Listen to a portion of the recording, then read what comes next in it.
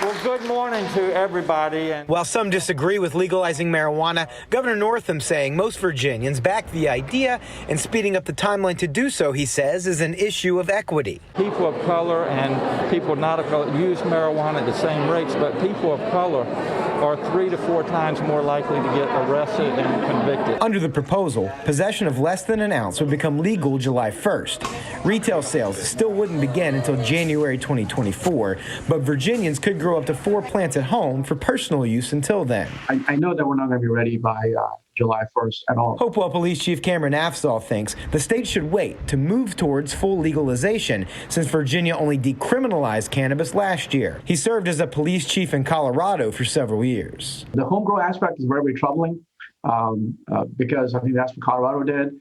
And I think it creates a black market. It creates, you can't tell the difference between what's legally grown and what's not, and create a lot of issues. Black people are continuing to be penalized at 4 times the rate as white Virginians. Chelsea Higgs-Wise has been pushing lawmakers to make this change for years.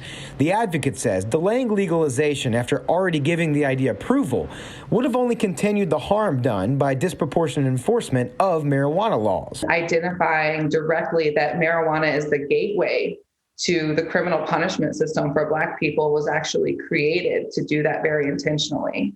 And so it feels like we are finally being heard in a sense. We know that people have been injured, and we know that there is a time for recovery and a time for uplifting. This group of community leaders meeting outside a medical cannabis facility in Richmond and calling on lawmakers to live up to their promise to help communities of color access the new legal market and have a say in its formation. We see an opportunity in a new industry that can help our people economically.